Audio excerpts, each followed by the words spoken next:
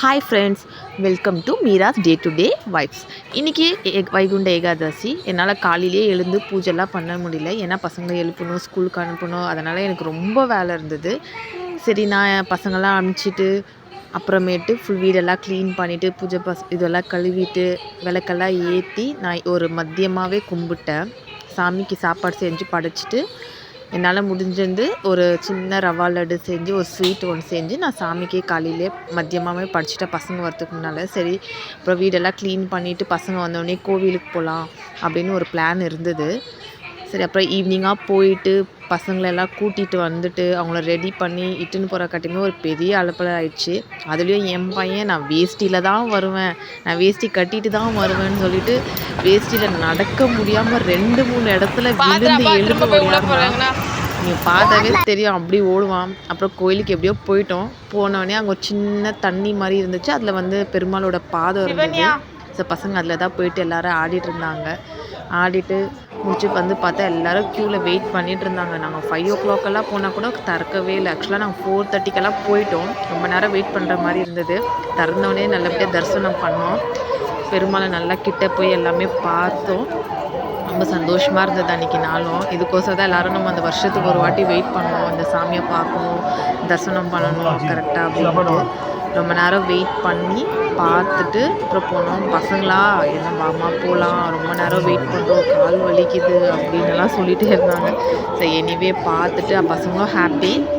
அப்புறம் முடிச்சுட்டு சாமியெல்லாம் கும்பிட்டு நாங்களும் க்யூவில் நின்று எல்லாமே பார்த்துட்டு போனோம். பாருங்கள் ஃப்ரெண்ட்ஸ், எவ்வளோ அழகாக தெரிகிறாரு. தரிசனம் நல்லபடியாக பார்த்தோம். சாமியை பார்த்துட்டு போனோம் எல்லோரும்.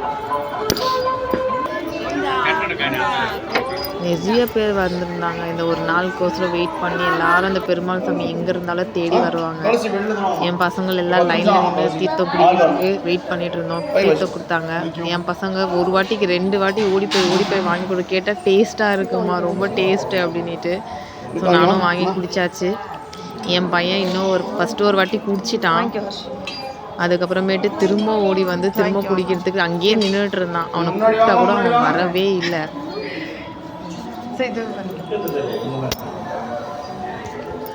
சிவன்யா அங்கேயே நின்று எல்லா ஆசீர்வாதம்லாம் அந்த சாமி இதில் வாங்கிக்கின்னு வெயிட் பண்ணோம்.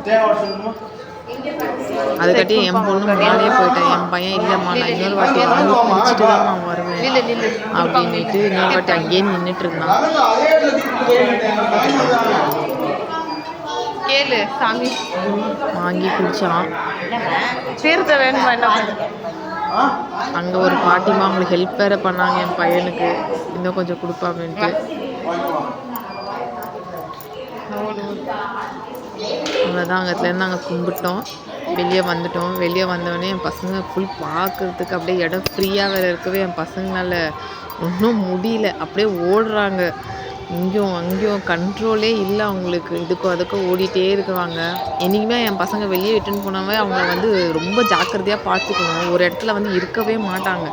இங்கே அங்கேன்னு ஓடிட்டே தான் இருப்பாங்க. அங்கே ஒரு அம்மன் சிலை சாமி இருந்தது.